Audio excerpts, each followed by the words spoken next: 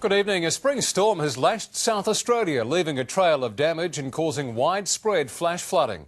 Emergency services receiving hundreds of calls for help as home and business owners scramble to protect their properties. A spectacular tornado sweeps past Monarto, east of Adelaide, as Mother Nature unleashes a spectacular wintry blast on the eve of summer. Hail crashing down in the mid-north town of BURRA as the storm cell hit the region. A creek rising dangerously high, putting homes in the town at threat of flooding. SES is coming to sandbag, but they've got a long list. So, yeah, fingers crossed. Hard hit too, Kapunda in the nearby Barossa Valley. Locals scrambling to protect homes and businesses. More rain coming. Oh, God. Because I'm doing repairs to the roof, the flashings were taken off, so the whole ceiling's flooded underneath. The storm coming in more suddenly than many had expected. I said, oh, there's a big rain coming over, and suddenly I could hear heavy rain drips. I walked into my bedroom and there's like a waterfall all coming through the ceiling. At the town's community gallery, a section of ceiling collapsed under the weight of water flooding into the roof, leaving volunteers scrambling to salvage what they could. As you can see by the mess of it, we're just going to have to close for goodness knows how long till it's all repaired. And it's the most magnificent little gallery. And we had the school students' work was to go up today. All our windows were full of everybody's work, and it's all gone. Emergency services thanked for doing what they could to help. Business owners like the local hairdresser left to mop up. I had the shop full of customers and then the ceiling collapsed, caved in.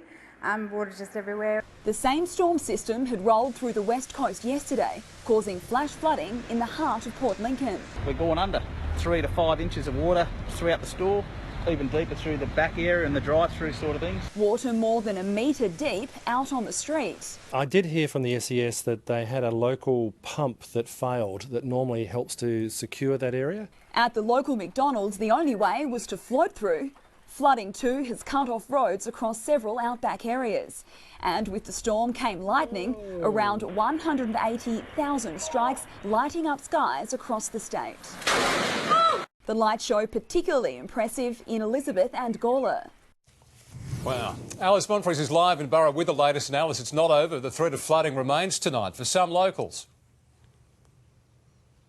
Well, that's right, Brenton. There's more rain on the way tonight and locals will be very closely monitoring this creek, which has been rising dangerously close to the home behind me here. The SES have also been keeping a very close eye on it. This has been one of more than 300 calls for help they've received since yesterday, and they're expecting to receive many more well into tonight as severe winds and rain continue to batter homes and businesses, and even into tomorrow. It's expected this storm will continue to impact parts of the state until mid-morning. All right, Alice, thank you. Meanwhile, many of those not rushing to protect their properties were photographing or filming this spectacular storm, sharing them on social media. Virginia Langerberg joined us now. Good evening, Virginia. There's been some incredible images captured as the front rolled across the state today. Good evening, Brenton. That's right. Thousands of photos and videos have been posted online showing that wild weather that lashed our state, from Port Lincoln, where locals were caught out by the floodwaters yesterday, to that freak tornado this afternoon captured from several angles as it travelled near Monarto, east of Adelaide.